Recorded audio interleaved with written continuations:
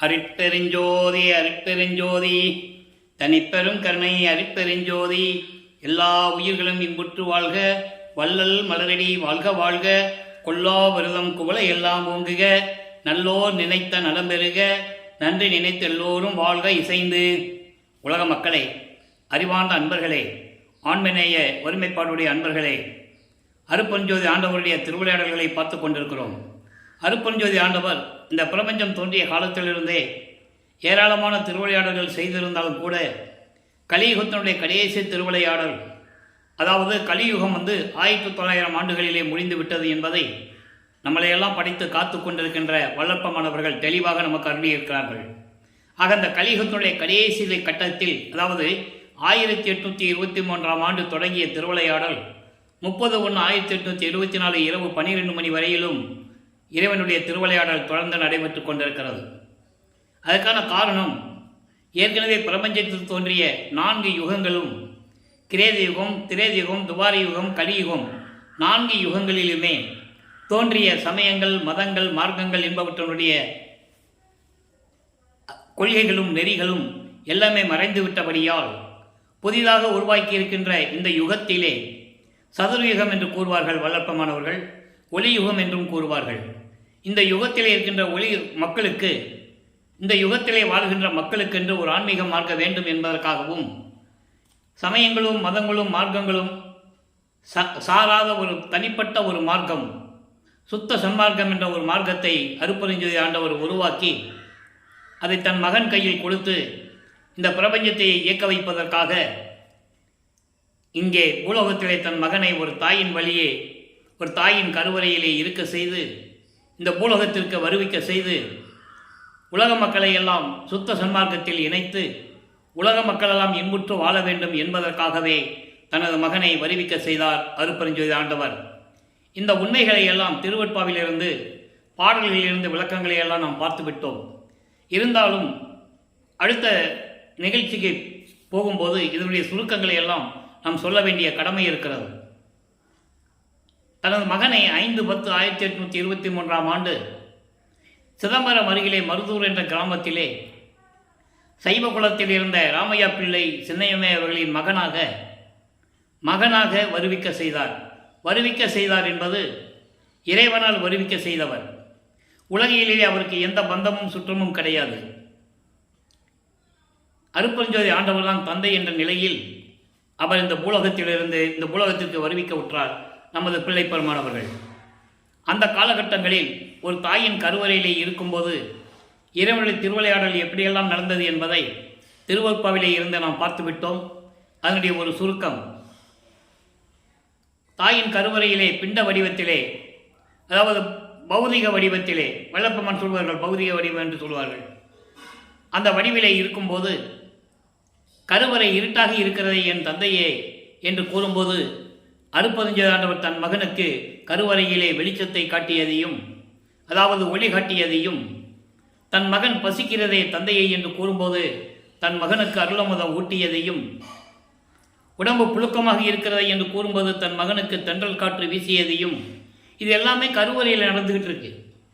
நல்லா புரிஞ்சுக்கணும். நீங்கள் வல்லற்பெருமானை, அதாவது வருவிக்க உற்று 202 ஆண்டுகளாகியும் ஒரு சாதாரண மனிதனாக பிறந்தார் என்றும் வாழ்ந்தார் என்றும் பாடினார் என்றும் இப்படி தான் சொன்னார்கள். அப்படி அல்ல. அவர் இறைவன் மகனாகவே வருவிக்க உற்றவர். ஆன்ற சன்மார்க்கம் அணி பெற என்னைத்தான் ஈன்று அமுதளித்த இனிய நற்றாயே என்று கூறுவார்.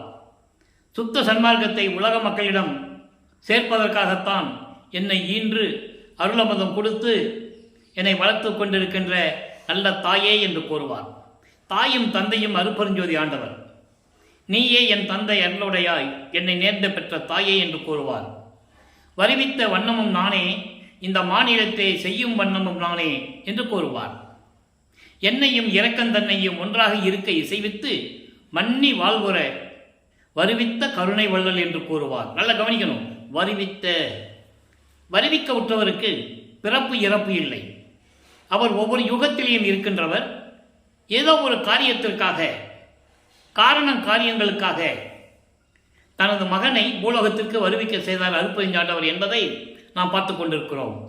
ஆக இந்த பூலோகத்துக்கு வருவிக்கொற்ற பிறகு 5 மாத குழந்தையாக இருக்கும்போது சிதம்பரத்திலே தனது தந்தை தனக்கு சிவ ரகசியத்தை காட்டியதையும், சிதம்பர ரகசியம் என்று கூறுவார், வெளியாக காட்டியதையும், ஒரு உருவம் இல்லாமல் பட்டாடை உடுத்தி உடம்பெல்லாம் நகைகளை போட்டு அந்த மாதிரி ஒரு உருவம் இல்லாமல் இறைவனுடைய சுயரூபம் வெளியாக காட்டிய என் தந்தையை என்று கூறுவார். தில்லை தளத்திடையே திரை தூக்க தரிசித்த போது வேய்வகை மேல் காட்டாதே எந்தனக்கு வெளியாய் காட்டிய மெய்வுறவாம் மெய்ப்பொருளை என்று கூறுவார். இதெல்லாம் 5 மாத குழந்தையிலே நம்ம இறைவனுக்கு நடந்து கொண்டிருக்கிறது. அதன் பிறகு ராமையா பிள்ளை அவர்கள் இறந்தவுடனே சென்னம்மையார் அவர்கள் குழந்தைகளை அழைத்து கொண்டு, ஏற்கனவே 4 குழந்தைங்க இருக்கிறாங்க, 2 ஆண் 2 பெண்ணு, நல்லா புரிஞ்சுக்கணும் நீங்கள். இவரையும் ஒரு சாதாரண குழந்தை என்று எண்ணி 5 குழந்தைகளையும் பொன்னேரி என்ற இடத்திற்கு அழைத்து செல்லுகிறார்கள். சில காரணங்களினால் அங்கே இருக்க முடியவில்லை. அதன் பிறகு ஏழுகணர் பகுதியிலே சென்னையிலே வீரசாமி முதலியார் தெருவிலே குடியேறுகிறார்கள். நமது குழந்தை இறைவன் வளர்ந்து கொண்டிருக்கிறார். 1823ஆம் ஆண்டு தொடங்கிய திருவிளையாடல் 1874 ஆண்டுகள் வரையிலும், அதாவது 51 ஆண்டுகள் வரையிலும் இந்த திருவிளையாடல் நடக்கிறது. இந்த 51 ஆண்டுகளையும் அருப்பெருஞ்ஜோதி ஆண்டவர் 8 ஆண்டுகளாக பிரித்து தனது மகனுக்கு அருளை கொடுத்து கொண்டிருக்கிறார் என்பதை திருவொற்பாவிலிருந்தே பார்த்து கொண்டிருக்கிறோம். ஆக நமது குழந்தை இறைவன் வளர்ந்து கொண்டிருக்கின்ற காலகட்டத்தில் உலகியலுக்காக 1ஆம் ஆண்டிலிருந்து 8 ஆண்டுகளுக்குள் என்ன நடந்தது என்பதையும், அந்த 8 ஆண்டுகளுக்குள் முதல் 8 1லிருந்து 8 முதல் 8 பள்ளிக்கூடத்தில் கொண்டு சேர்க்கிறாங்க. நமது இறைவன் படிக்க முடியாது, வெளியே வந்துடுறார். படிக்க முடியாதவரால், ஏன்னா இறைவனுடைய திருவிளையாடல் நடந்துகிட்டு இருக்கு. எப்படின்னா, தன்னுடைய மகன் எந்த ஆசிரியரிடமும் உலகியல் படிப்பையும் சந்த படிப்பையும் படிக்கக்கூடாது. 2வது, தனது மகன் யாரையும் குருவாக ஏற்றுக்கொள்ளக்கூடாது. தனது மகனை சமயங்களிலும் மார்க்கங்களிலும் மதங்களிலும் கூறப்பட்ட நெறிமுறைகளை பின்பற்றி கொண்டு சிவபெருமானை வழிபட்டு நமச்சிவாயா சிவாயனம் என்று சொல்லி வழிபாடு செய்து கொண்டிருக்க வேண்டும். ஏனென்றால் சுத்த சன்மார்க்கத்தை கொடுக்கும்போது இதெல்லாம் தேவையில்லை என்று உலக மக்களுக்கு சொல்ல வேண்டும். அந்த அனுபவத்தை தனது மகன் பெற வேண்டும். இந்த நோக்கத்தில் திருவிளையாடல் நடந்து கொண்டிருக்கிறது. அப்போ பள்ளிக்கூடத்தில் சேர்த்த உடனே ஒரு பையன் ஒரு மகன் பள்ளிக்கூடத்துக்கு போகலைன்னா, ஒரு பிள்ளை பள்ளிக்கூடத்துக்கு போகலைன்னா வீட்டில் இருக்கிறவங்க திட்டுவாங்க. ஏண்டா பள்ளிக்கூடத்தில் போய் சேர்த்தும் படிக்க முடியலன்ற, நீ என்ன தான் பண்ண போகிற, இப்படி ஊராக சுற்றிட்டு இருக்கிறையே அப்படின்லாம் சொல்லுவாங்கல்ல. இந்த நிலை நமது குழந்தை இறைவனுக்கும் நடந்திருக்கிறது. அதன் பிறகு ஒரு மனம் ஒரு நிலையை நாடி கந்தகோட்டம் என்ற இடத்திலே போய் அமர்கிறார். அங்கே வர்றவங்களாம் சொல்லுவாங்க, என்ன ராமலிங்கம் தினமும் வார, சும்மாவே உட்காந்துருக்க, ஏதோ பறி கொடுத்தது மாதிரி இருக்கிற, ஏதாவது ஒன்று பாடேன், முருகனை பற்றி தான் ஏதாவது பாடேன்னு சொல்லும்போது தான் முருகனை பற்றியும் விநாயகனை பற்றியும் பாடுகிறார். அப்போ அற்புதஞாண்டவர் அவர் யாருக்குன்னு தெரியாது, அவருக்கு தெரியாது, சுத்த சன்மார்க்கம் இருப்பது தெரியாது, மறைப்பு நிலையில் இருந்து கொண்டிருக்கிறார். அதன் பிறகு 2வது 8 அடி எடுத்து வைக்கும்போது 2வது 8 என்பது 9வது ஆண்டு. 9வது ஆண்டிலிருந்து 16 ஆண்டுகளுக்குள் என்ன நடந்தது என்பதை தான் திருவொற்பாவிலை பாடல்களின் மூலமாக ஒவ்வொரு பதிகத்தில் இருந்தும் விளக்கங்களை பார்த்து கொண்டிருக்கிறோம். அந்த வகையிலே இறைவன் வந்து 9வது ஆண்டிலே ஆட்கொண்ட பிறகு அவர் முன் தோன்றி, மகனே, நீ என்னால் வருவிக்கோற்ற மகன், காரணம் காரியங்கள் எல்லாம் முன்பருவம் பின்பருவம் காட்டி உனக்கு அருள் செய்வேன் என்று கூறி மறைந்து விடுகிறார். ஞானத்தை மட்டும் கொடுத்து விட்டு சென்று விடுகிறார். இவர் ஞானத்தை பெற்றுக்கொள்கிறார். ஞானம் வேறு, மெஞ்ஞானம் வேறு என்பதை நாம் ஏற்கனவே விளக்கத்தை பார்த்து விட்டோம். ஞானத்தை பெற்ற பிறகு 9வது ஆண்டிலிருந்து 12 ஆண்டுகளுக்குள் என்ன நடந்தது என்பதை தான் 1ஆம் திருமுறையிலிருந்து நாம் பார்த்து கொண்டிருக்கிறோம். 1ஆம் திருமுறை 8 பதிகங்கள், கிட்டத்தட்ட 712 பாடல்கள் திருவரும் முறையீடிலிருந்து நாம் பார்த்து கொண்டிருக்கிறோம். 6வது பதிகத்திலே திருவரும் முறையீடிலே 232 பாடலுடைய விளக்கங்களை நாம் பார்த்து விட்டோம். ஏற்கனவே மகாதேவ மாலை இந்த பாடலுடைய விளக்கங்களை நம்ம யூடியூப்பில் சொல்லியிருக்கேன், நீங்கள் பார்த்துக்கலாம். அப்போ திருவருள் முறையீட்டிலிருந்து தொடங்கும் போது சிவபெருமானை வணங்கி முறையீடு செய்கிறார். அப்போ சிவபெருமான் தான் இறைவன். சமயத்தின் தலைவன். அப்போ சைவ சமயத்தினுடைய அடையாளமாகிய திருநீரை பூசிக்கொண்டும் உத்தராட்சமலை போட்டுக்கொண்டும் சிவபெருமானே, தியாகராஜ பெருமானே, நமச்சிவாயா, சிவாய நம, நடராஜனே, இப்படியெல்லாம் மந்திரங்களை சொல்லி வழிபட்டு கொண்டிருக்கிறார்.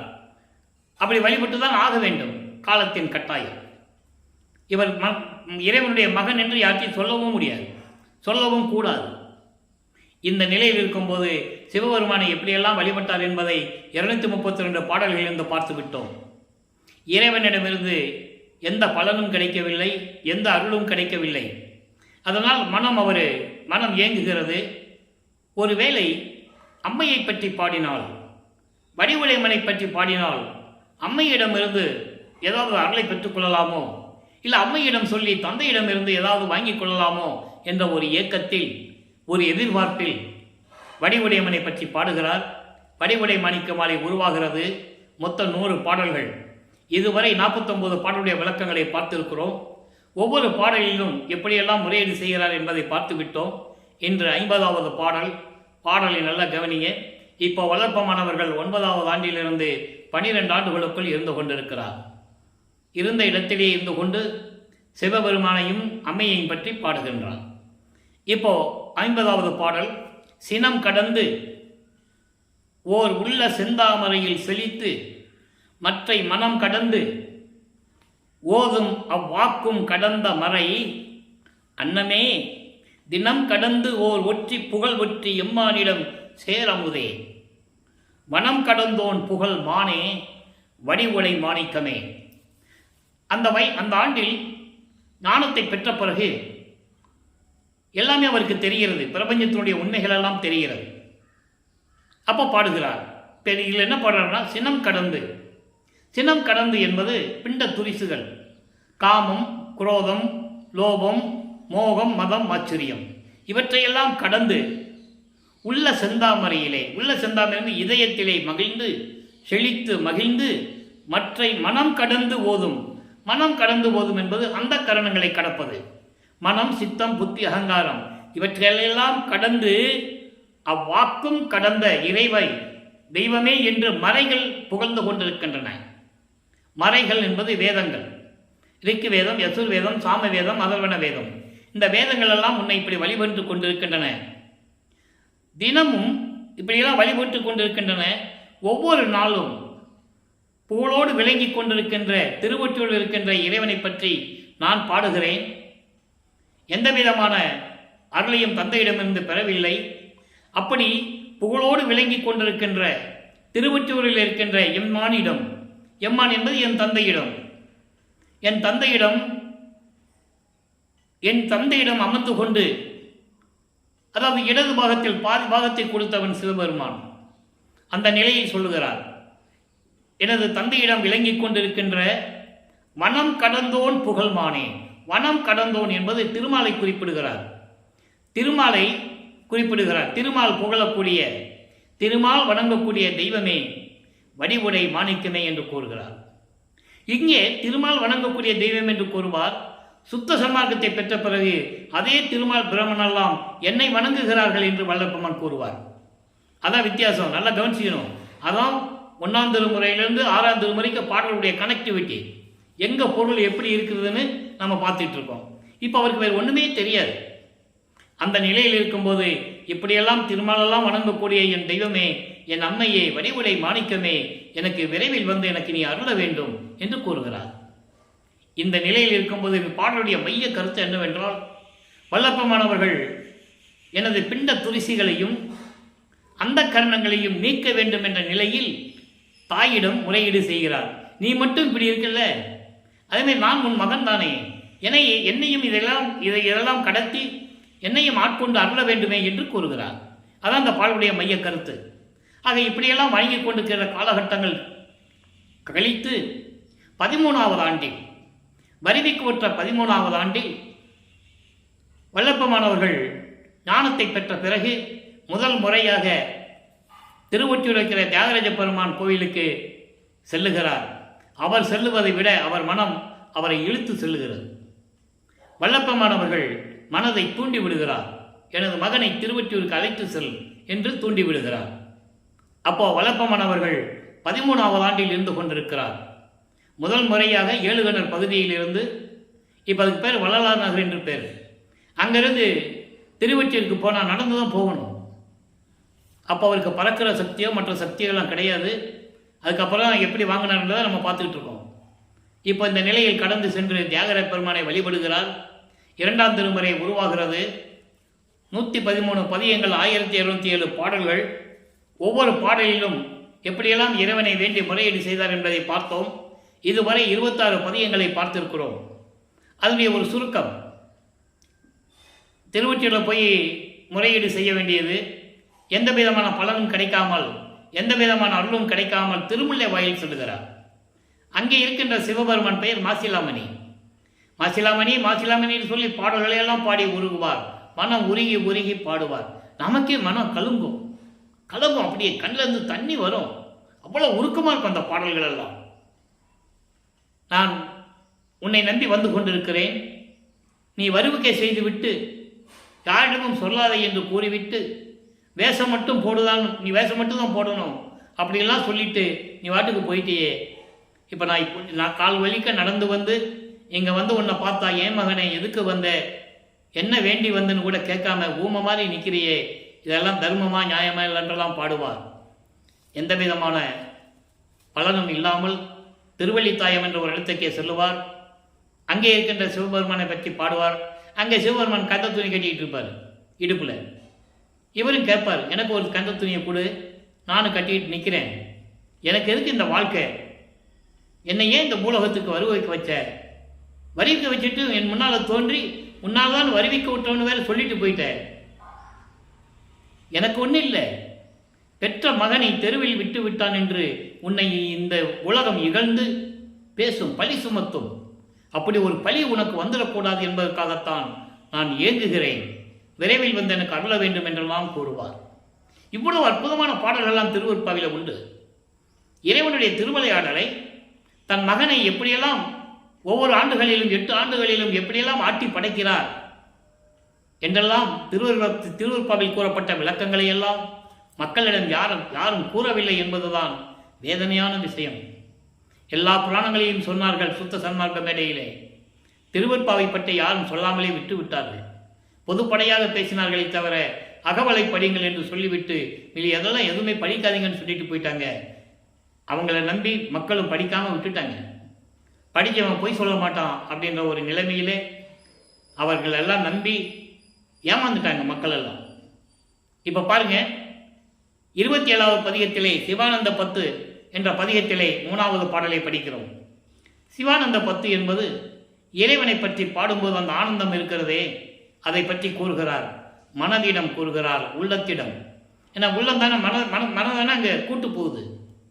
அதுக்கு சொல்றாரு 3வது பாடல்ல என்ன சொல்றாருன்னு பார்ப்போம். நல்லா கவனிக்கணும். வல்லப்பெருமானவர்கள் இப்போ 16 ஆண்டுகளுக்குள் இருக்கிறார்.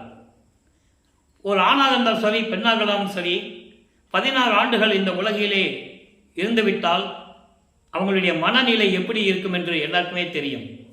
எல்லாருக்கும் தெரியும். அவங்க மனம் ஒரு நிலையில் இருக்காது. மனம் அலைபாய்ந்து கொண்டே இருக்கும். அப்படிப்பட்ட மனதை அடக்க வேண்டும். இறைவனுடைய மகன் என்று தெரிந்துவிட்டது. அப்போ அந்த மனதை அடக்க வேண்டும் என்ற நிலையை இறைவனிடம் கூறுகிறார், மனதிடம் சொல்லுகிறார். அதை இப்படியெல்லாம் நீ குதிச்சு ஓடாத, மனம் ஒரு குரங்கு என்று சொல்லுவார். அப்படி மனநிலையை எப்படி அடக்க வேண்டும், அந்த மனதிடம் எப்படி சொல்லுகிறார் என்பதை இந்த பாடலிலே பார்க்க போகிறோம். மடிகொள் நெஞ்சினால் வள்ளல் உன் மலர்த்தால் மறந்து வஞ்சக வாழ்க்கையை மதித்தேன். 8 வரி பாடல், முதல்ல 2 வரி பார்ப்போம். மடிகொள் நெஞ்சினால் என்பது அழிந்து போகக்கூடிய இந்த மனம் இருக்கிறதே, அழிந்து போகக்கூடிய இந்த மனத்துடைய வஞ்சக சூழ்ச்சியினால் இறைவனே உன்னுடைய திருவடியை மறந்து வஞ்சக வாழ்க்கையை மதித்தேன். உன்னாலே வருவிக்க உற்று இந்த உலக வாழ்க்கை தான் பெரிது போலுக்கிறது என்று சொல்லி இந்த உலக வாழ்க்கையை நான் மதித்து கொண்டிருக்கிறேன். உன்னுடைய திருவடியை வணங்காமல் மறந்து விட்டேன் சொல்லிட்டு சொல்றாரு. துடிகொள் நேர் இடை மடதியருக்கு உருகி சுழல்கின்றேன் அருள் சுகம் பெறுவேனோ? அதாவது உடுக்கை போன்று இடுப்பு உடைய அழகான பெண்கள் எல்லாம் அந்த வஞ்சக வலையிலே சிக்கிக்கொண்டு அவர்களுடைய வலையிலே கன்னி பேச்சிலே மயங்கி உருகி சுழல்கின்றேன், துன்பப்பட்டு கொண்டிருக்கிறேன். எப்படி சொல்ற பாருங்க. அதாவது அந்த நிலையை கூறுகிறார் இறைவனிடம். 16 ஆண்டுகள் வந்து விட்டது, காமத்தை நீக்க வேண்டும், நீ வரிவிக்க செய்துவிட்டு மறைந்து விட்டாய். இப்போ இந்த மனம் என்ன பண்ணுகிறது? அழகான பெண்களை பார்த்து மனம் மயங்குகிறது. அந்த துன்பத்தில் நான் இருந்து கொண்டிருக்கிறேன். அருள் சுகம் பெறுவேனோ? எனக்கு அருள் கிடைக்குமா? நீ வந்து எனக்கு அருளை கொடுப்பையா? வடிகொள் வேல் கரத்து அன்னலை ஈன்ற வள்ளலே என வாழ்த்துகின்றவர்தம் வேல் உடைய முருகனை ஈன்ற தந்தையே என்று உன்னை வணங்குகின்ற அடியார்களின் செடிகள் நீக்கிய. செடிகள் என்பது துன்பங்கள், துயரங்கள், இடர்கள், பயம், அச்சம் எல்லாமே அதில் சேர்ந்துடும். அது மொத்தமாக தான் சொல்றாரு. செடிகள் என்று சொல்லுகிறார். துன்பங்களையும் துயரங்களையும் இடர்களையும் பயத்தையும் நீக்குகின்ற அப்படிப்பட்ட இறைவனே, ஒற்றியம் பரனே, தில்லை ஓங்கிய சிவானந்த தேனே. ஆக உன்னால் வருவிக்க உற்று இந்த பூலோகத்தில் நான் என்ன சுகம் கண்டேன்? ஆண்டுகள் 16 ஆண்டுகள் கடந்து விட்டது. எனது மனம் ஒரு நிலையில் இல்லை, நான் சொல்லுவதை கேட்பதில்லை. அழகான பெண்களை பார்த்து அந்த காம வேலையில் சிக்கிக்கொண்டு எனது மனம் சுழன்று கொண்டிருக்கிறது. இதையெல்லாம் நீக்க வேண்டும் அல்லவா? அருள் சுகம் வேண்டும் அல்லவா? நீ எப்போ வந்து அந்த சுகத்தை கொடுக்க போற? இறைவனை வேண்டுகிறார். பாடல்கள் ஒவ்வொன்றும் அவ்வளவு அற்புதமாக இருக்கும். அப்போ இந்த நிலையில் இருக்கும்போது வல்லபெருமான் அவர்கள் இரண்டாவது எட்டை கடந்த பிறகு 16 ஆண்டுகள் கழித்து 17வது ஆண்டிலிருந்து 24 ஆண்டுகளுக்குள் என்ன நடந்தது என்பதை 3ஆம் திருமுறையிலிருந்து பார்த்து விட்டோம். 3ஆம் திருமுறை உருவாகிறது. 19 பதிகங்கள், 235 பாடல்கள். அந்த பாடலுடைய விளக்கம் எல்லாவற்றையும் நாம் பார்த்து விட்டோம். என்னென்னா இப்போ பதிவு வந்து 275வது பதிவு போடுறோம். 277 எபிசோடு முடிஞ்சிடுச்சு. அப்போ இந்த நிலைகளை பற்றி சொல்லும்போது சுருக்கத்தை சொல்ல வேண்டும். இன்று புதிதாக பார்க்கின்றவர்களுக்கு, இன்னைக்கு புதுசாக பார்க்கிறவங்களுக்கு அதனுடைய விளக்கம் தெரியணும். வல்லபெருமான் எப்படி இருந்தார், 17வது ஆண்டிலிருந்து 24 ஆண்டுகளோ எப்படி இருந்தாருன்னு சொல்லணும். அதன் சுருக்கத்தை சொல்லுகிறேன். இப்போ தியாகராஜ பெருமானை இதுவரைக்கும் எந்த விதமான பலனும் இல்லாமல் இப்போ தியாகராஜ பெருமானை பார்ப்பார், அவர் காட்சி கொடுப்பார். அப்போ நிலைகள் மாறுகிறது, காட்சிகள் மாறுகிறது. அப்போ காட்சி கொடுப்பாரு. காட்சி கொடுத்த உடனே இவருக்கு ஒரே சந்தோஷமா இருக்கும். இதெல்லாம் பாடல்களில் என்ற விளக்கத்தை உங்களுக்கு சுருக்கமாக சொல்லுகிறேன். கதையாகவோ கற்பனையாகவோ அல்ல. இங்கே பேசக்கூடிய கருத்துக்கள் அத்தனையுமே திருவுருப்பாவில் இருக்கின்ற உண்மைகள். அப்போ அந்த நிலை இருக்கும்போது இவருக்கு ஒரே சந்தோஷமா இருக்கும். சரி, இறைவன் காட்சி கொடுத்துட்டாரு, எப்படி வந்து அருளை கொடுத்துருவாரு. இப்படியே காலங்கள் ஓடிக்கொண்டிருக்கிறது. எந்த விதமான பதிலும் இல்லை, பேசுறது இல்லை. அங்கே பார்த்து சிரிக்கிறது, காட்சி கொடுத்துட்டு சிரிக்கிறது, அவ்வளவுதான். உடனே இவர் மனம், அதாவது ஒரு இயக்கத்தில் ஒரு தவிப்பு. நேராக போனாலும் பதில் இல்லை, காட்சி கொடுத்தாலும் பேசுறது இல்லை. ஒருவேளை நம்ம போகாம நாரையும் கிளிகளையும் தூது அனுப்பி பார்ப்போமே அப்படின்னு சொல்லி நாரையும் கிளியும் நாட்டூரும் தூதும் என்ற பதியத்தில் இருக்கின்ற பாடல்கள் அவ்வளவும் அற்புதமாக இருக்கும். அப்படியே நமக்கே உடம்பு சிலுக்கும். அப்படியே அவ்வளவு ஆனந்தமாக இருக்கும். தன்னுடைய கஷ்டத்தை, தன்னுடைய மனக்குமுறலை என்னை இந்த பூலோகத்தை வருவிக்க செய்துவிட்டு இப்படி இருக்கிறானே என் தந்தை, நீங்களாவது போய் சொல்லுங்க, இப்படியெல்லாம் பெற்ற பிள்ளையை தெருவில் விட்டு விட்டு இருக்கலாமா? நீங்கள் போய் கேளுங்கள், கேட்டுவிட்டு எனக்கு வந்து பதில் சொல்லுங்கள் என்று சொல்லி தூது அனுப்புகின்ற அந்த சூழ்நிலையில் அந்த பாடல்களை நமக்கு அருளியிருக்கிறார்கள். அந்த விளக்கங்களை எல்லாம் பார்த்து விட்டோம். பதில் வராது. எப்படி வரும்? 51 வருஷத்துல 24 ஆண்டுகள் தானே முடிய போகுது. நீ 27 வருஷம் இருக்க. அந்த காலகட்டம் வரைக்கும் இவர் காத்திருந்துதான் ஆக வேண்டும். ஆக இப்படியெல்லாம் நடந்து கொண்டு இருக்கும்போது 19வது பதிகத்திலே இறுதியாக சிவபெருமான் எப்படி இவரை பார்த்துக்கிட்டே வராரு. வந்தவுடனே பக்கத்தில் மகனை கொஞ்சிட்டு பேசலை, சும்மா கன்னத்தை கிள்ளுவார்.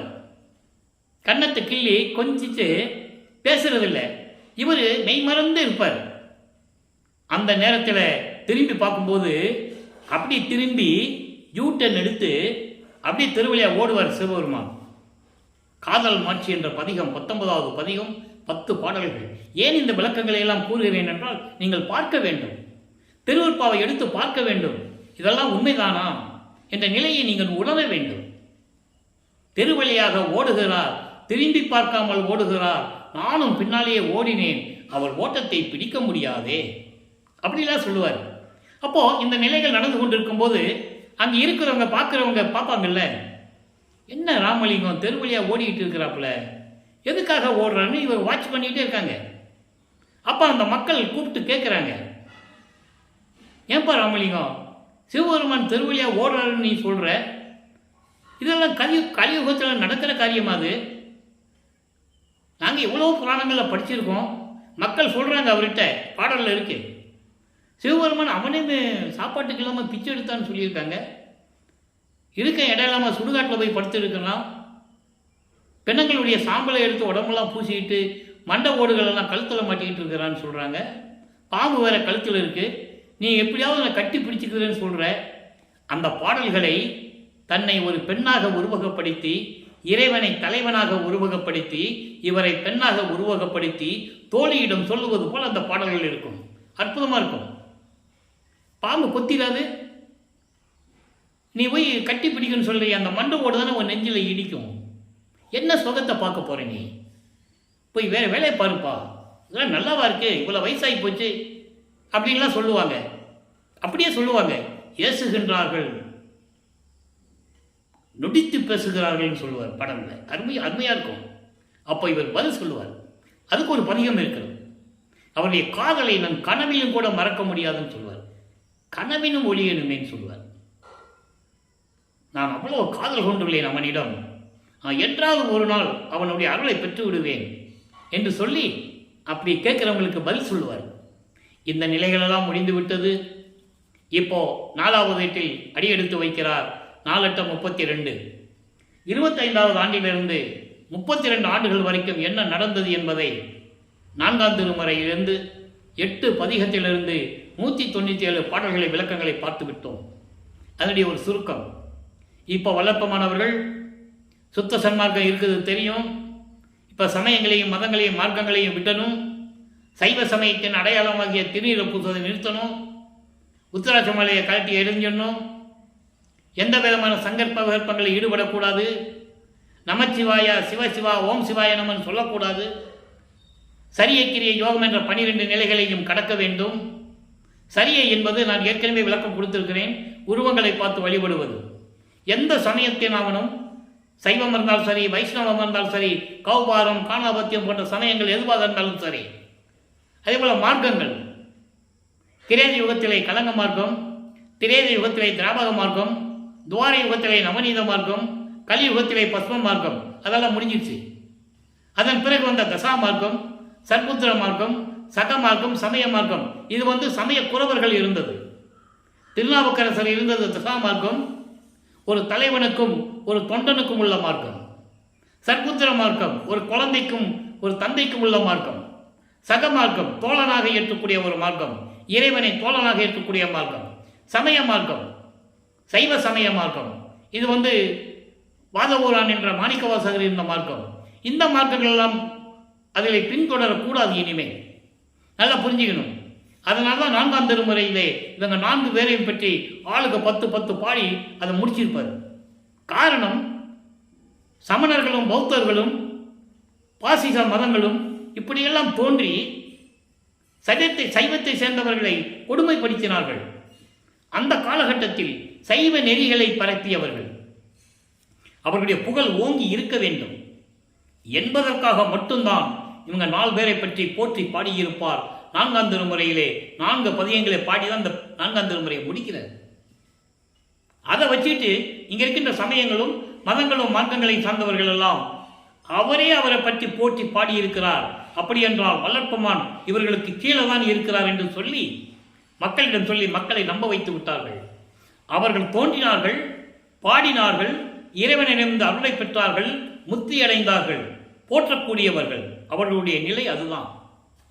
இவர் இறைவனுடைய மகனாக வருவிக்க விட்டவர் இந்த பிரபஞ்சத்தை இயக்குவதற்காக என்பதை நான் பதிவு செய்ய கடமைப்பட்டிருக்கிறேன். அப்போ இந்த நிலையில் இருக்கும்போது 4ஆம் திருமுறை உருவாகிறது. 27வது ஆண்டில் திருமணம் நடத்தணும், கல்யாணம் பண்ணணும். இவருக்கு கால்கட்டு போடணும்னு சொல்கிறாங்க. உலகியலில் சொல்லுவாங்கல்ல, ஒருத்தன் குடும்பத்துக்கு அடங்காமல் மாட்டுக்கு தாம்பூடி தரமாக தெரிஞ்சுக்கிட்டு இருந்தா என்ன சொல்லுவாங்க, இவனுக்கு முதல்ல ஒரு கால்கட்டு போட்டணும்னு சொல்லுவாங்க.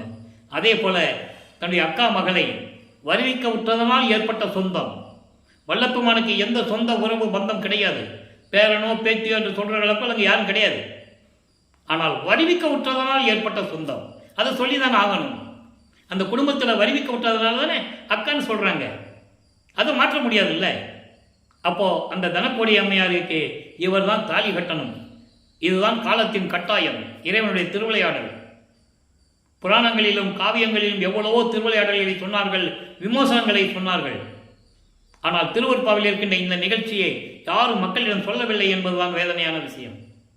ஏற்கனவே இது விண்ணுலகத்திலே ஒப்பந்தம் செய்யப்பட்டது என்பதை ஒரு பாடலிலிருந்தே பார்த்துவிட்டோம். ஒரு மாது பெற்ற மகன் பொருட்டாக உகந்து முந்த ஒரு மாமனாகி வழக்கு உரைத்தாய், என் வழக்கு உரைத்ததற்கு 2 நிலத்து போல் வேடங்கட்டி இருத்திகளோ. நீ வேஷம் மட்டும்தான் போடணும்னு சொன்னேன், பெருமாள் வணங்கும் பதத்துவா நான் உன் சிறுவன் என்றேன் என்று கூறுவார். அது ஏற்கனவே நிர்ணயிக்கப்பட்டது, மற்றவங்களுக்கு தெரியாதது, இவருக்கு தெரியும். முதல்ல திருமணம் வேண்டாம் தான் சொல்லுவார். எனக்கு இல்லற வாழ்க்கையில் இஷ்டம் இல்லை வேண்டாம்னு தான் சொல்லுவார். ஏன்னா அப்படி தான் சொல்லணும். திடீர்னு அவங்க சொன்னோடனே சரின்னு ஒத்துக்கக்கூடாது. யார் சொல்லணும் ஒத்துக்க சொல்லி? அவங்க அப்பா அற்புதம் சொல்லணும். அப்போ தான் திருவொற்றியூரில் இவன் யார் சொல்லியும் கேட்க மாட்டேன்றாப்புல ஒரு சாமியார் இருக்காரு, அங்கே போய் கேட்பாங்க, கூட்டு போய் கேட்பேன்னு இவர் கூட்டு போகிறாங்க. இதெல்லாம் ஏற்கனவே நிர்ணயிக்கப்பட்டது. இவர் அங்கே போகணும். அந்த சாமியார் அற்புதம் அவர் சொல்லணும், மகனே நீ தாலி கட்டி கேட்பா, அதெல்லாம் ஒன்றும் இல்லை ராமலிங்கம், அதெல்லாம் ஒன்றும் இல்லை, நீ கட்டிக்கணும், அப்பா கிட்ட பெர்மிஷன் வாங்கணும். அனுமதி வாங்குறாருங்க. இது வெளி உலகத்துக்கு தெரியாது. நீ சொல்லி தானே தாலி கட்டேன்னு சொல்லுவார். அப்போ கூட நீ என் கல்யாணத்துக்கு வரல. சுந்தரனுக்கு மட்டும் 2 கல்யாணத்துக்கு நீ உன் தலைமையில் கல்யாணம் நடத்தின, எனக்கு மட்டும் ஏன் வரலன்னு கேட்பாரு. அவ்வளவு உண்மைகள் இருக்குது திருவருட்பாவில்.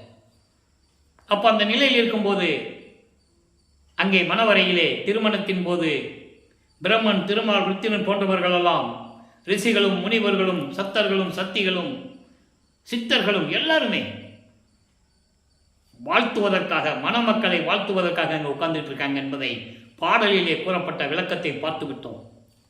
இப்போ நேரம் நெருங்கி கொண்டு இருக்கிறது. அப்பாவும் அம்மாவும் வரல, சிவகாமி வள்ளியும் அற்புதஞானவர் வரல. நேரம் நெருங்கிச்சு, தாலி கட்டிட்டார். ஆனால் அவர் மனம் ஒரு நிலையில் இல்லை. அவ்வளவு வருத்தப்படுறார், மனம் புழுங்குகிறார்.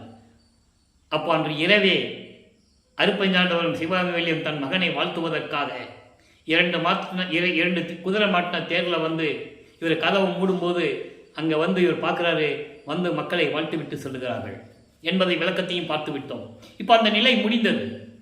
திருமண பந்தத்தை நிறுத்த வேண்டும், அதாவது திருமண பந்தத்தை விட்டு விலக வேண்டும், உலகில் ஈடுபடக்கூடாது. அந்த நிலையில் இவர் எல்லாவற்றையும் துறந்து இனிமேல் எங்கேயும் போகக்கூடாது. அதாவது திருவொற்றியூருக்கும் சரி, திருமலை வாயில், திருவள்ளித்தாயம், எங்கேயுமே எந்த கோயிலுக்கும் போகக்கூடாது. நல்லா புரிஞ்சுக்கணும் நீங்கள். இனிமேல் அவர் எங்கேயும் போகக்கூடாது. சமயங்களையும் மார்க்கங்களையும் மதங்களையும் சார்ந்த எந்த கோயிலுக்கும் அவர் போகக்கூடாது. எந்த நாமத்தையும் வாயால் உச்சரிக்கக்கூடாது. என்றே மெய் கண்ட நான் மற்ற பொய் கண்ட தெய்வங்களை மேவுவேனோ, மறந்தும் என்ற நாவால் உரைக்க மாட்டேன் சிறு தெய்வ நாமங்களை. அழகா சொல்லுவார். உன்னை என்றையும் எனக்கு யார், நான் என்று யாருடைய தயவும் எனக்கு தேவையில்லை. காரணம், நான் பிரமனால் படைக்கப்பட்டவன் அல்ல. நீயே என் தந்தை அருளுடையாய், என்னை நேர்ந்து பெற்ற தாயே, என்னை ஈன்றவன் நீ, தாயும் தந்தையுமானவன் நீ. நான் பிரமனை வழிபட வேண்டிய அவசியம் இல்லை, திருமாலை வழிபட வேண்டிய அவசியம் இல்லை. பாடலில் சொல்லுவாரு, விரிப்பிலேன் மாலையின் பதவி வேண்டி கொல் என விரும்பினும் கொல்லேன், செத்து செத்து பிறக்கும் இத்தேவர்கள் என் முன் வழியிலர் என்று சொல்லுவார். எனக்கு நிகரானவர்கள் கிடையாதவர்கள் என்று கூறுவார். இவ்வளவு வரலாற்று பெற்றவர் நமது இறைவன் வல்லற்பமானவர்கள். அவரை இறைவன் என்றுதான் சொல்ல வேண்டும். இறைவனுடைய மகன். புராணங்களிலே கூறப்பட்டது போல சிவபெருமானை இறைவன் என்றார்கள், முருகனை இறைவன் என்றார்கள், விநாயகனை இறைவன் என்றார்கள், அம்மையை இறைவை என்றார்கள். எல்லாம் இருக்கட்டும், அதெல்லாம் உண்மைதானே. அது சமயங்களையும் மதங்களையும் மார்க்கங்களையும் சேர்ந்த தெய்வங்கள். அருட்பெருஞ்சோதி ஆண்டவரின் கோடான கோடி பங்குக்கு கீழ்த்தரத்தில் இருக்கின்றவர்கள் தெளிவாக கூறுகிறார். யாரும் மறுக்க முடியாது. அவ்வளவு விஷயங்கள் திருவார்ப்பில் இருக்கின்றன. அதனால் தான் இதை ஏற்றுக்கொள்ள முடியாதவர்கள், இதை சகித்துக் கொள்ள முடியாதவர்கள் நீதிமன்றத்திற்கு சென்றார்கள். அதை நம்ம பின்னால் பார்த்துட்டு தானே இருக்கோம், தினமும் பார்த்துட்டு தான் இருக்கோம். அதை பார்ப்போம். இப்போ எல்லாத்தையும் விட்டாச்சு, உலகியலை விட்டாச்சு, பற்ற விட்டாச்சு, கதவை பூட்டியாச்சு. நான் கதவை திறக்க போறதில்லை, தெளிவாக கதவை பூட்டிட்டார். இப்போ அருட்பெருஞ்சாண்டவர் மகனுடைய நிலையை கண்டு விண்ணுலகத்திலிருந்து பூலோகத்திற்கு வருகிறார். வந்து கதவை திறந்து ஒரு காலை உள்ள வச்சு ஒரு காலை வெளியே வச்சு எப்படி அருளை கொடுத்தாருன்ற விளக்கங்களெல்லாம் பார்த்துட்டோம். ஏன் ஒரு காலை உள்ள வச்சு வெளியே கொடுத்தாருன்ற விளக்கத்தையும் பார்த்துட்டோம். உள்ளே போனால் அங்கே கதவை பூட்டிக்குவோம். இன்னும் 19 வருஷம் பாக்கி இருக்குது. இப்போ 32 வருஷம் தான் முடிஞ்சிருக்கு. இவங்ககிட்ட சிக்கிட்டோம்னா திரும்பி நம்ம வெளியே போக முடியாது, அவருக்கு தெரியும். அதனால தான் அப்படி எடுத்து எல்லார்களையும் கொடுத்தார் என்பதை அன்பு மாலை, அருட்பிரகாச மாலை 100 பாடல்களிலே எப்படியெல்லாம் அருளை கொடுத்தார் என்பதையும், பிரசாத மாலையிலே மகனே இனிமேல் உனக்கு திருநீர் தேவையில்லை, நீ பூச வேண்டிய அவசியமில்லை என்று சொல்லி ஒவ்வொரு அருள்மன பூ எப்படி கொடுத்தார் என்பதையும், பத்தி மாலையிலே எப்படியெல்லாம் அருளை பெற்றார் ஏமசித்தியை என்பதையும், ஆனந்த மாலை, சவுந்தர மாலை, அபராத மன்னிப்பு மாலை, அதிசய மாலை போன்ற பாடல்களை எல்லாம் நாம் விளக்கமாக பார்த்து விட்டோம். இப்போ சுத்த சன்மார்க்கத்தை வாங்க வேண்டும். இப்போ 5வது எட்டில் நுழைகிறார் வல்லப்பம்மன் அவர்கள். 33வது ஆண்டிலிருந்து 40 ஆண்டுகளுக்குள் என்ன நடந்தது என்பதை நாம் விளக்கமாக திருவருட்பா பாடல்களிலிருந்தே பார்த்து விட்டோம். அதனுடைய ஒரு சுருக்கம், ஏன்னா இது இம்பார்ட்டண்டான ஒரு நிகழ்வு, முக்கியமான பகுதி. எப்படி சுத்த சன்மார்க்கத்தை வாங்குறான்னு தெரியணும்ல, உலக மக்களுக்கு சொல்லணும் இல்லை. இது வரைக்கும் நமச்சிவாய சிவாய நம சிவபெருமான் சொல்லிட்டு இருந்தாரு, முருகான் சொல்லிட்டு இருந்தாரு, விநாயகன் சொல்லிட்டு இருந்தாரு, படிவுடை மாணிக்கன் சொல்லிட்டு இருந்தாரு. இனிமேல் எதுவுமே சொல்ல மாட்டாரு. அப்போ அந்த நிலையை உலக மக்களுக்கு சொல்லணும், திருவுற்பாவில் இருக்கின்ற விளக்கத்தை சொல்லணும். இப்போ 33வது ஆண்டில் சுத்த சன்மார்க்கத்தை வாங்குவதற்காக தத்துவங்களை கடந்து, அந்தங்களை கடந்து, பரவெளி, பரம்பரவெளி, பராபலி, பராபரவெளி, பெருவெளி, பெருசுகவெளிகள் எல்லாம் கடந்து, சரியக்கிரிய யோகம் என்ற 12 நிலைகளையும் கடந்து அங்கே சுத்த சிவஞான வழிக்கு பறந்து சென்று கொண்டிருக்கிறார். அதை பாடலிலே தெளிவாக நமக்கு அருகில் இருக்கிறார்கள். அந்த விளக்கத்தை எல்லாம் பார்த்து விட்டோம். தத்துவங்களை தனித்தனியாக கடந்தேன். தத்துவாதீத நிலையில் சித்தியல் முழுதும் தெரிந்தேன். அவை மேல் சிவநிலையை தெரிந்திட சென்றேன். சிவநிலை என்பது அருட்பெருஞ்சோதியினுடைய நிலை, கடவுள் நிலை அறிந்து அம்மையமாகக்கூடிய ஒரு நிலை. ஏமசித்தி, சாகா கல்வி, தத்துவங்களை நிகரம் செய்தல், கடவுள் நிலை அறிந்து அம்மையமாகும். இப்போ சாகா கல்வி அங்கே கற்றுக்கணும். ஏமசித்தி இங்கே வாங்கியாச்சு, உலகத்திலே வாங்கியாச்சு. தத்துவங்களை எப்படி கடக்கிறதுன்னு வாங்கியாச்சு. இப்போ சாகா கல்வி அங்கே வாங்கிட்டோம்னா கடவுள் நிலையிலேருந்து அம்மையமாகக்கூடிய நிலை எப்படின்னு தெரிஞ்சிடும் அவருக்கு. அதான் ஞானத்தில் ஞானம் 13வது நிலையிலிருந்து தொடங்குகிறது. ஞான சரியை, ஞான கிரியை, ஞானத்தில் யோகம், ஞானத்தில் ஞானம். அந்த 16வது நிலையை எப்படி அடைய போகும்ங்கிறது இதெல்லாம் முடியணும். அப்போ சாகா கல்வியை கற்றுக்கொள்ள வேண்டும், சுத்த சன்மார்க்கத்தை வாங்க வேண்டும். பறந்து சென்று கொண்டிருக்கிறார். ஆனால் அதற்கு பதிலாக 202 ஆண்டுகளாக வல்லற்பெருமானை பற்றி அவர் எங்கே போனாருன்னு தெரியல, எங்கே போயிருக்காருன்னு தெரியல, மனைவியை கல்யாணம் பண்ணிட்டு மனைவி வேற விட்டுட்டு போயிட்டாரு. இப்படியெல்லாம் அவரை பற்றி அவதூறுகளை பரப்பிக் கொண்டு பொதுப்படையாக பேசினார்கள். எல்லாருக்குமே தெரியும், இதில் ஒன்றும் ஒளிமறைவு கிடையாது. நான் உண்மையை சொல்லுகிறேன். இறைவன் கட்டளையிட்டதனால் உண்மையை சொல்லி பேசிக் கொண்டிருக்கிறேன். இது திருவருட்பாவில் இருக்கின்ற உண்மை. அப்போ பறந்து சென்று கொண்டிருக்கிறார். அங்கே சத்தியஞான சபை இருக்கிறது. அந்த சபைக்கு வெளியே தேவர்கள், பிரம்மன், ருத்திரன் போன்றெல்லாம் காத்துக்கிட்டு இருக்காங்க. சபைக்குள்ள போக முடியாது. முதல் படியில் கூட கால் எடுத்து வைக்க முடியாது. என்ன இது ஒரே கூட்டமாக இருக்கிறது என்று ஆச்சரியப்படுகிறார். பாடலில் இருக்கு, பாட்டில் இருக்கிற விளக்கத்தை தான் உங்களுக்கு சொல்கிறேன். என்ன இது இவ்வளோ கூட்டம் நிற்கிது, இங்கே வெளியே நிற்கிறாங்களேன்னு சொல்லி பக்கத்தில் போகும்போது தேவர்கள் சொல்கிறாங்க, சாமி நீங்கள் போங்க அப்படின்னு கை காட்டுறாங்க. நீங்கள் வரலையா அப்படின்னு இவர் கேட்குறாரு. நீங்கள் போங்க சாமி, நாங்கள் வெளியிலிருந்து பார்த்துக்கிறோம். ஏனென்றால் கொலையும் புலையும் தவிர்த்தவர்கள் தான் சத்திய ஞான சபைக்குள் போக முடியும். ஏனென்றால் இவர்களெல்லாம் போர் செய்து கொலை செய்தவர்கள், கொலை குற்றவாளிகள் என்று கூறுகிறார் திருவருட்பாவிலே. ஏன் கூறினார் என்பதை புரிந்து கொள்ள வேண்டும். உலக மக்களுக்கு தெரிய வேண்டும். 4 யுகங்களிலுமே என்ன நடந்தது? போருக்கு உரியார் அயன்மால் போகி மற்றும் புங்கவர்கள். புங்கவர்கள் தேவர்கள், போகி என்பவன் இந்திரன், அயன்மேல் பிரம்மன், திருமால் இவர்களெல்லாம் சேர்ந்து போருக்குரியவர்கள். ஈர்க்கு புகுதாத அம்முலை மதத்தை இன்னும் தவித்தாரல்லடி. ஒரு ஒரு தென்னங்குச்சி இருக்குல்ல, தென்னங்குச்சி அளவு கூட காமத்தை இன்னும் விடலையாம் அவங்க எல்லாம். பாடல சொல்றாரு. அப்போ இந்த நிலையில் அவங்க எல்லாம் வெளியே நிற்கிறாங்க. மகனை தந்தை வரவேற்கிறார். மகனை இந்த ஆடைகளை களைந்து விட்டு புனித நீராடை புத்தாடை அணிந்து மங்கள கோலத்துடன் வருவாயாக என்று கூறுகிறார். இன்னும் 2.5 நாளிகைக்குள் உனக்கு மணிமுடி சூட்ட வேண்டும், மணிமுடி சூட்ட வேண்டும், சுத்த சன்மார்க்கத்தை உன்னிடம் தர வேண்டும் என்று கூற, அவ்வாறே இவர் அந்த சிங்காசனத்திலே அங்கு வைக்கப்பட்டிருந்த இருக்கையிலே அமர்ந்து கொள்ளுகிறார். மகனே, இனிமேல் சுத்த சன்மார்க்கம் உன்மார்க்கம் என்று சொல்லி சுத்த சன்மார்க்கத்தை கொடுத்து சாகா கல்வியை கற்றுக் கொடுக்கிறார். அந்த சாகா கல்வியை கற்றுக் கொடுப்பதை வானவர்கள் பிரம்மன் முதல் அத்தனை பேருமே வெளியிலிருந்து பார்த்து கொண்டிருக்கிறார்கள். முகத்தில் அப்படியே கோபத்தை வச்சுக்கிட்டு நறுமுறுமெனவே என்று கூறுவார். நாகாதிபனும் நாராயணனும் நான்முகனும் நறுமுறுமெனவே,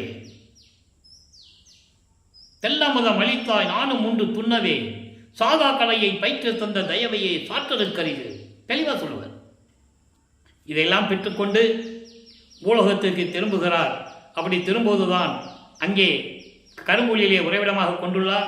அதற்கு முன்னால் என்ன நடந்தது என்பதை செவிவெளி வந்த செய்திகள் மூலமாக நாம் ஏற்கனவே விளக்கம் கொடுத்து விட்டோம். அங்கே பரசுராமனையும் இந்த கருங்கோளில் இருக்கின்ற வீட்டு உரிமையாளர் வெங்கட ரெட்டியாரை பார்த்ததாகவும், பரசுராமன் இவரை நமது வள்ளற்பெருமானை அவரிடம் அறிமுகப்படுத்தியதாகவும், அவர் வள்ளற்பெருமானை அவர் எடுப்பிடத்திற்கு அழைத்து வந்ததாகவும் செய்திகள் உண்டு. அது உண்மை என்று கூட நாம் எடுத்துக்கொள்வோம். அதற்குள் போய் விளக்கமாக நம்ம பேச வேண்டிய அவசியம் இல்லை. ஆக கருங்கோளிலே இருந்த பிறகு 9 ஆண்டுகள் அருப்பஞ்சாண்டவரும் தன் மகனும் எப்படியெல்லாம் உரையாடினார்கள் என்பதையும், மகனே 5 எட்டுகள் முடித்து விட்டாய், 6வது எட்டில் இருந்து கொண்டிருக்கிறாய். இப்போ வல்லப்பமலர் 48 ஆண்டுகளுக்குள்ள இருக்கிறார். இப்போ ஜீவகாருண்ய ஒழுக்கம் உருவாகணும். ஜீவகாருண்ய ஒழுக்கம் உருவாகணும்னா தர்மசாலை உருவாகணும். ஏற்கனவே தந்தையும் மகனும் பேசியபடி வல்லப்பமானவர்கள் பாரிபுர மக்களிடம் வந்து பேச, அவங்களும் சொல்லிட்டாங்க, சாமி கேட்குறாரு கொடுத்துடலாம்ப்பா, சோறு தானே போடணுன்றாரு, பசிக்கு சோறு போடணுன்றாரு, இடத்த கொடுங்கப்பான்னு சொல்லி மகிழ்வோடு கொடுக்கிறார்கள். அதே இடத்திலே 23/5/1867 ஒரே நாளிலே தர்மசாலையை துவக்கி உணவை சமைத்து மக்களுக்கு பசியை போக்கிக் கொண்டிருக்கிறார். நம்மளையெல்லாம் படைத்து காத்து கொண்டிருக்கின்ற வல்லப்பெருமான் அவர்கள். பின்னால் அவர் அருப்பஞ்ச ஆண்டவராயிட்டார். இப்போ இதுவரைக்கும் வல்லப்பெருமான் தான் அவர். நல்லா புரிஞ்சுக்கணும் நீங்கள்.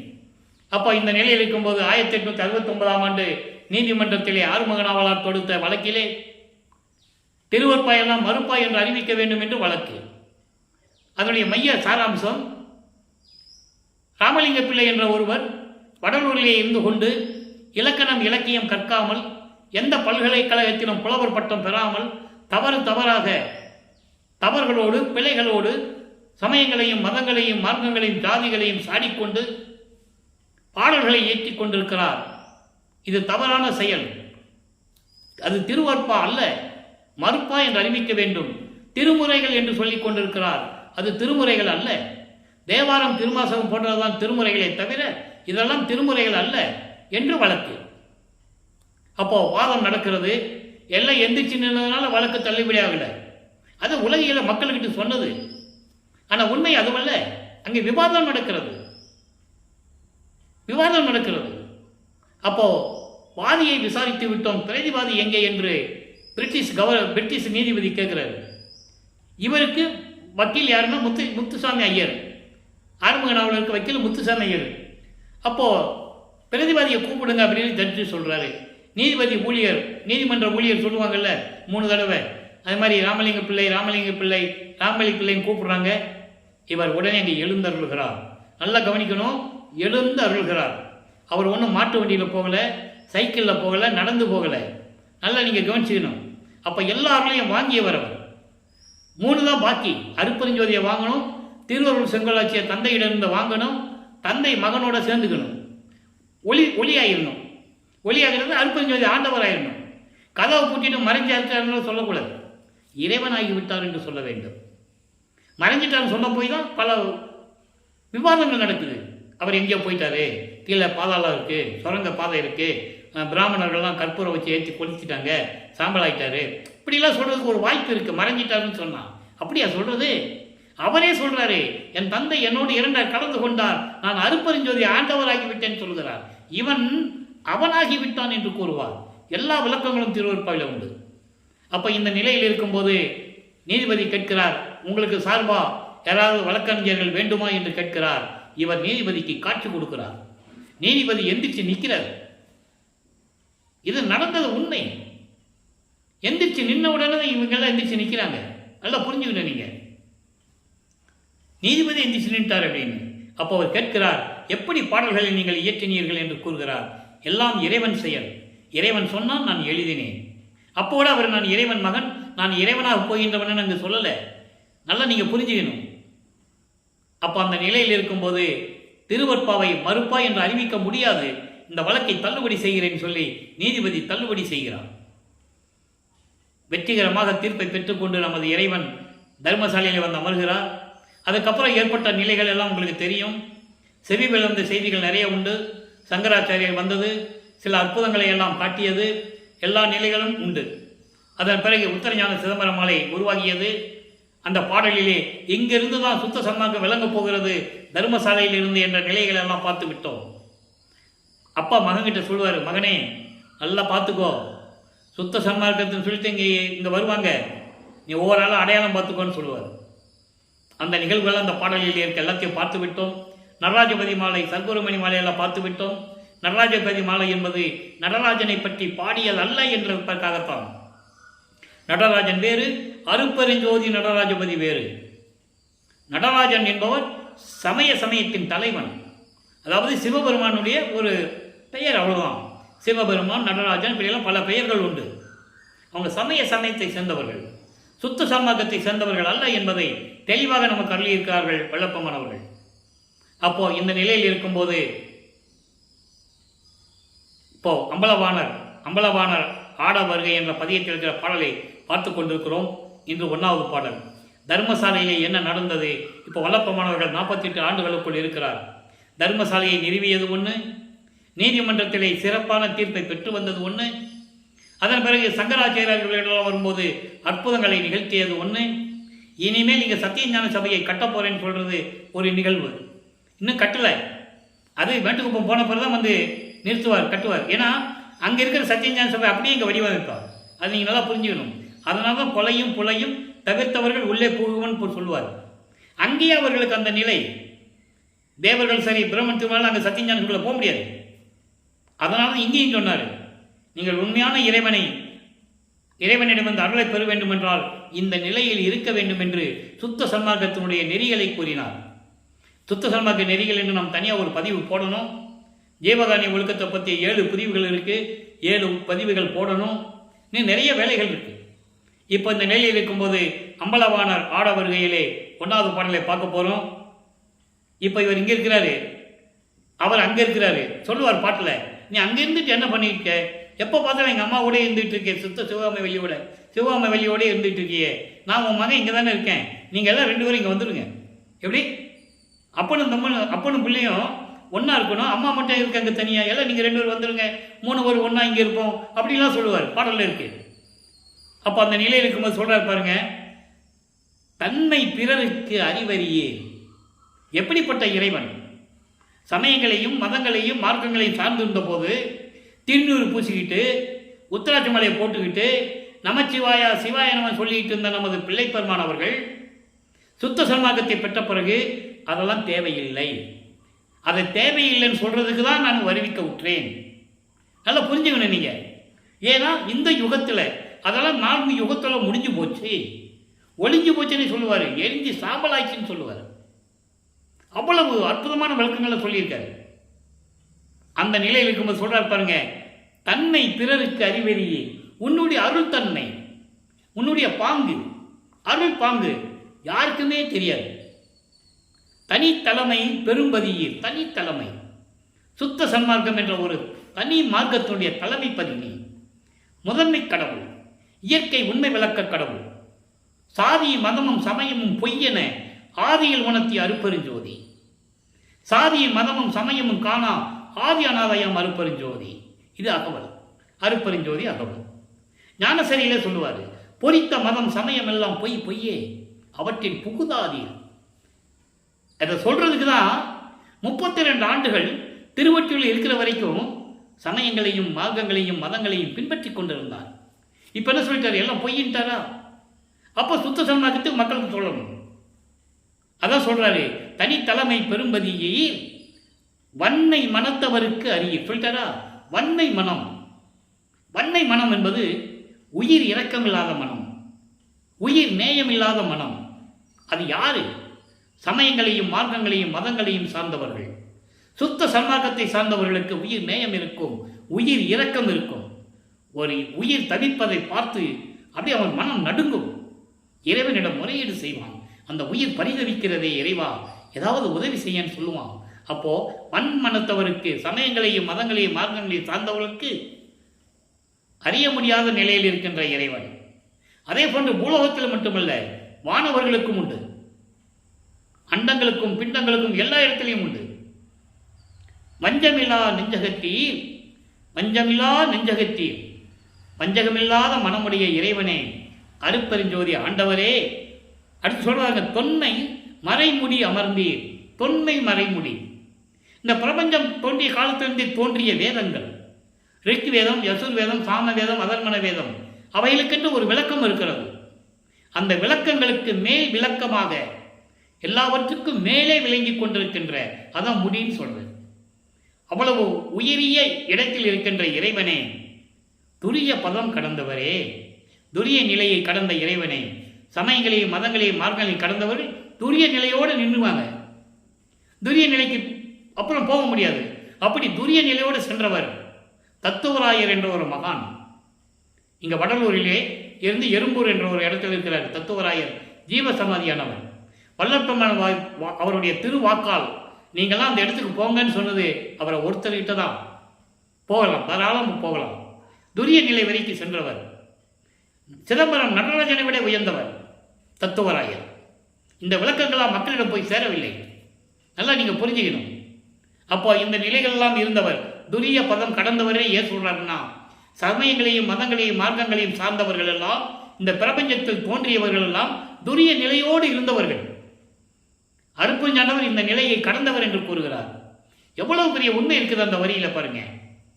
அதுக்கடுத்து சொல்றார் பாருங்க, இன்மை தவிர்த்து என்னை மணந்தீர். மணந்தீர் என்பது என்னை ஆட்கொண்டு எல்லாரையும் கொடுத்தேன். இன்மை தவிர்த்து என்றால் எதுவும் இல்லை என்ற ஒரு நிலையே இல்லாமல். என்கிட்ட எதுவும் இல்லைன்னு நான் சொல்ல முடியாது. எதுவும் இல்லை என்ற ஒரு நிலை இல்லாமல் எல்லா அருளையும் கொடுத்து என்னை மணந்தீரே. மணந்தீரே என்பது என்னை ஆட்கொண்டீரே, என்னுடைய நாயகரே, ஆடவாரி. காதல், இறைவனுடைய அவ்வளவு பெரிய காதல் அவருக்கு. அதனால்தான் ஒரு பெண்ணாக இருந்துட்டு அவர் இதையெல்லாம் சொல்றார். பெண்ணாக வர்ணனை செய்து சொல்றார். நான் ஏற்கனவே கூறியது போதே, காதல் என்றால் ஒரு ஆணும் பெண்ணும் இருக்கணும். அப்பதான் காதலுடைய இனிமை தெரியும். அதனால சொல்றாரு மணந்தீர்னு சொல்றார். மணந்தீர் என்பது என்னை ஆட்கொண்டவரே, இன்மை தவிர்த்து. இன்மை தவிர்த்து, இன்மைன்னா எதுவும் இல்லை என்ற நிலையெல்லாம் நீக்கி எல்லாமே எனக்கு கொடுத்துட்டீரே. நல்லா புரிஞ்சுக்கணும் நீங்க. அப்போ இந்த நிலையெல்லாம் தொடர்ந்த பிறகு இறுதியாக அனுபவமாலை என்ற பதிகத்தில் இருக்கின்ற பாடலை 50வது பாடலை பார்க்க போகிறோம். 147வது பதிகம், 6ஆம் திருமுறை. 1ஆம் திருமுறையிலே வடிவுடை மாணிக்க மாலையிலும் திருவருள் முறையீடு என்ற பதிகத்திலும் பார்த்த பாடல்களுக்கும், 2ஆம் திருமுறையிலே பார்க்கின்ற பாடல்களுக்கும், அனுபவ மாலையிலே இருக்கின்ற பாடல்களுக்கும் எவ்வளவு வேறுபாடுகள் இருக்கின்றன. சமயங்களுக்கும் மதங்களுக்கும் உள்ள வேறுபாடுகள் இங்கே சுத்த சன்மார்க்கத்தில் இருக்காது. இங்கே ஒரே இறைவன் ஜோதி வடிவில் இருக்கிறான். சுத்த சன்மார்க்கத்தின் தலைவன். உலக மக்களுக்கு தேவை சுத்த சன்மார்க்கம் என்பதை அனுபவ மாலையிலே நமக்கு அணிவிக்கிறார். மாலை என்பது மாலையாக தொடுப்பது, பாடலை தொடுப்பது, மாலையாக தொடுப்பது. 100 பாடல்கள். இன்னைக்கு 50வது பாடலை பார்க்க போறோம். நல்லா பாருங்க. ஈசர் எனது உயிர் தலைவர். இங்கே ஈசர் என்பது அருளை கொடுக்கக்கூடிய தலைவன். நல்லா புரிஞ்சுக்கணும் நீங்க. ஈசர் என்பது இறைவனை தான் குறிப்பிடுகிறார். அந்த ஈசர் என்பது ஈகை குணம் கொண்ட இறைவன். எல்லா அருளையும் கொடுக்கக்கூடிய உயிர் தலைவன் வருகின்றார். தர்மசாலையில் இருந்துட்டு சொல்றார், இன்னைக்கு தலைவன் வரப்போகிறாரு, என்னுடைய தலைவன் என்னுடைய கணவர். இவர் தன்னை மனைவியாகவும் இறைவனை கணவனாகவும் வர்ணனம் செய்து உள்ளத்தை தோழியாக வர்ணனம் செய்து தோழியிடம் சொல்லுவது போல உலக மக்களுக்கு சொல்லுகிறார். இதை சொல்றது தோழிகிட்ட சொல்வது போல பாடல் இருக்கும். அது உலக மக்களுக்கு சொல்கிறார். உலக மக்களே, எல்லாரையும் கொடுக்கக்கூடிய இறைவன் என்னுடைய உயிர் தலைவன் இன்று வருகின்றார். உலக மக்கள் சொல்றாரு, வருகின்றார், நீவர் எல்லீரும் புறத்திடுமின். நீங்க எல்லாரும் கொஞ்சம் வெளியே தள்ளி இருங்க. ஏன்னா நீங்க எல்லாரும் சுத்த சந்தங்க சேர்ந்தவங்க எனக்கு தெரியல, கொஞ்சம் அப்படி கொஞ்சம் வெளியே தள்ளி இருங்களேன் அப்படின்னு சொல்றாரு. உள்ளத்திடம் சொல்லுவது போல தோழியிடம் சொல்லுவது போல சொல்றாரு. நல்லா புரிஞ்சுக்கணும். நீங்க நீவீர் எல்லீரும் புறத்திடுமின், நீங்க எல்லாரும் கொஞ்சம் விலகி நில்லுங்களேன் என்று நான் சொன்னேன். ஆனால் என் மனம் என்ன சொல்லுது தெரியுமா? நாங்கள் சும்மா தானே இருக்கிறோம், இதனால என்ன பிழை வந்துட போகுது, இது என்ன தவறு அப்படின்னு உலக மக்கள் சொல்றாங்க. இவர் சொல்றாரு, அங்க இருக்கிறவங்க சொல்றாங்க, என்ன சாமி நாங்கள் சும்மா தானே நின்றுட்டு இருக்கோம். அதை சொல்ற பாருங்க, இயேசு அறவே அகத்து இருந்தால் எந்த விதமான சேட்டை பண்ணாம, எந்த விதமான அதாவது தொந்தரவு கொடுக்காம, அதான் இயேசு அறவே என்று சொல்லுகிறார். எந்த விதமான தொந்தரவு கொடுக்காம நாங்கள் உடனே இருக்கிறோமே, நாங்கள் இதே இருக்கிறோம், அதனால என்ன அப்படின்னு சொல்றாங்க என்று என்னை கேட்கிறாய். இதெல்லாம் இப்படி என்னை ஏன் இப்படிலாம் என்னை கேட்குறீங்க தெரியுமா? நாங்கள் சும்மா தானே இருக்கிறோம். நான் என்ன சொல்கிறேன், என்னுடைய கணவர் வராருன்னு சொல்கிறேன், இறைவன் வருகிறான்னு சொல்கிறேன். நீங்களே என்ன சொல்கிறீங்க? நான் என்ன சொல்கிறேன், நீங்கள்லாம் கொஞ்சம் வெளியே நில்லுங்க அப்படின்னு நான் சொல்கிறேன். ஏன்னா என் தலைவர் வந்து சுத்தமாக இருக்கணும். கொலையும் கொலையும், அதாவது மாமிசம் சாப்பிட்றவங்க, உயிர்களை கொலை செய்கிறவங்க இருந்தோம்னா அது ஒரு மாதிரி இருக்கும். நீங்கள் வெளியே இருந்து பாருங்க, நீங்கள் வெளியே இருங்களேன் அப்படின்னு நீங்கள் நான் சொல்கிறேன். ஆனால் நீங்கள் என்ன சொல்கிறீங்க?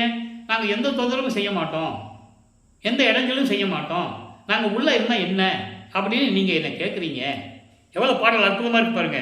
என்ன கேட்குறீங்க அப்படின்னு சொல்கிறாரு. நான் ஏன் சொல்கிறேன்னா, நான் ஏன் சொல்கிறேன்னா, என் கணவர் வரில் அவர் தாம் இருந்து அருளும் முன்னே ஆசை வெட்கம் அறியாது நான் அவரை தழுவி அணைத்து மகிழ்வேன். நீங்களாம் கொஞ்சம் வெளியே இருங்க, அப்புறம் நான் உங்களை கூப்பிடுறேன் அப்படி சொல்லும்போது, அது நாங்கள் சும்மா தானே இருக்கிறோம், நாங்கள் எந்த இடைஞ்சலும் செய்ய மாட்டோம்னு சொல்லும்போது அவர் சொல்கிறேன். நான் ஏன் சொல்கிறேன்னா, என்னுடைய கணவர் வராருங்க, இறைவன் வருகிறார், அவர் அருள் கொடுக்கறதுக்கு முன்னாலேயே ஆசை அடங்காமல் வெட்கம் அறியாமல் அவர் என்னை கட்டி தழுவும் போது நான் அவளோடு மகிழ்வோடு இருப்பேன். அப்போ நீங்கள் பார்த்தீங்கன்னா எனக்கு கூச்சமாக இருக்குல்ல. எவ்வளோ அற்புதமாக சொல்கிறார் பாருங்க. இறைவன் வந்து என்னை ஆட்கொள்ள வேண்டும், அருள வேண்டும், அதற்கு முன்னால் என்னோடு கலந்து கொள்ளுவார். அந்த நிலையில் இருக்கும்போது நீங்கள் இருந்தீங்கன்னா எனக்கு வெட்கமாக இருக்கும்ல. அதே நேரத்தில் அது கண்டு அதிசயத்து நொடிப்பார். இதை பார்த்துட்டு விண்ணவர்கள்லாம் என்ன சொல்லுவாங்க, பூலோகத்தில் இருக்கிறவங்க விண்ணுலகத்தில் இருக்கிறவங்க என்ன சொல்லுவாங்க, இவங்க என்ன வெட்கமே இல்லையா, இப்படியெல்லாம் நடந்துக்கிறாங்கன்னு சொல்லுவாங்கல்ல. கூசறியால் இவர் ஒரு பெண்ணாக சொன்னதனால் இவளுக்கு கூச்சல் இல்லையா, வெக்க நாண மச்சம் மடம் எதுவுமே இல்லை பொழுதுதே, பெண்ணாகவே இவள் இல்லையே, கூச்சமே இல்லையே இவளுக்கு அப்படின்னு சொல்லுவாங்க. அதாவது இவனுக்கு கூச்சமே இல்லையே, இப்படி கட்டி தழுவி அணைத்துக் கொள்கிறார்களே என்று சொல்லுவார்கள். என்னை பேசுவார் அங்கு அதனால் கூறியது. அதனால தான் நான் சொன்னேன். நான் ஏன் சொன்னேன்னா, உங்களெல்லாம் ஏன் வெளியே இருக்க சொன்னேன், என்னுடைய இறைவர் வராரு, கணவர் வராரு, ஏன் உங்களை வெளியே இருக்குன்னு சொன்னேன்னா, அவர் எனக்கு அருளை கொடுப்ப முன்னால் எனக்கு கட்டி தழுவுவார். அப்போ நானும் மெய் மருந்து நின்றுவேன். அப்போ எல்லாரும் என்ன சொல்லுவாங்க, என்ன இப்படியெல்லாம் நடக்குது அப்படின்லாம் சொல்லுவாங்கல்ல. அதனால தான் நான் சொன்னேன், வேற ஒன்றும் இல்லை.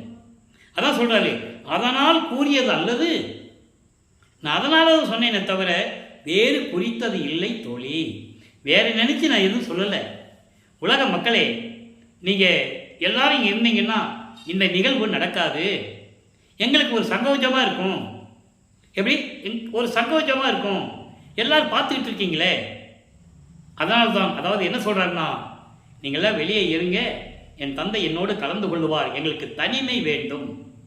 இன்னும் கலந்து கொள்ளலை, கலந்து கொண்டது மேட்டுக்குப்பம். இறைவன் வருவதை உலக மக்களுக்கு சொல்றார், அவருடைய அனுபவத்தை சொல்றார், இதெல்லாம் நடக்க போகுது. அப்போ நீங்கள்லாம் ஒன்றா இருந்தீங்கன்னா எங்களுக்கு ஒரு சந்தோஷமா இருக்கும்ல, தனிமை இருக்காதுல்ல. அதனால தான் சொன்னேனே தவிர வேறு எதுவும் மனசில் நினைத்து நான் சொல்லலை. உலக மக்களே, என் தோழியே என்று கூறுகிறார். எனவே இறைவனுடைய வருகையையும் இறைவன் எப்படியெல்லாம் வந்து இவரை விட கலந்து கொள்வார் என்ற நிலையும் இந்த பாடலிலே குறிப்பிடுகிறார். இறைவனுடைய திருவிளையாடலை கூறுகிறார், இப்படியெல்லாம் நடக்கப் போகுது அப்படின்னு குறிப்பிடுகிறார். எனவே மக்களே, இன்று நடந்த திருவிளையாடல் பதிவில் எல்லா விளக்கங்களையும் பார்த்து விட்டோம். நீங்களும் சுத்த சன்மார்க்கத்தில் இணைந்து கொலையும் புலையும் தவிர்த்து சைவ உணவுகளையே மேற்கொண்டு தீபத்தை வணங்கி அருப்பெருஞ்சோதி அருப்பெருஞ்சோதி தனிப்பெருங்கனை அருப்பெருஞ்சோதி என்ற மகாமந்திரத்தை உச்சரித்து இறைவனுடைய அருளையும் செல்வங்களையெல்லாம் பெற்று இந்த வையகத்தில் நீங்கள் வாழ்வாங்கு வாழ வேண்டும், நோயற்ற வாழ்வில் நீங்கள் வாழ வேண்டும். இறைவன தயவோடையும் கருணையோடையும் கூறி இந்த வள்ளலார் புலியன் விடைபெறுகிறேன். மீண்டும் நாளை சந்திப்போம். நன்றி, வணக்கம். அருப்பெருஞ்சோதி அருப்பெருஞ்சோதி தனிப்பெருங்கருணை அருப்பெருஞ்சோதி. நாளையும் இறைவனுடைய திருவிளையாடல் தொடரும். கண்டு மகிழ்ந்து இறைவனுடைய அருளை பெற்றுக்கொள்ளுங்கள்.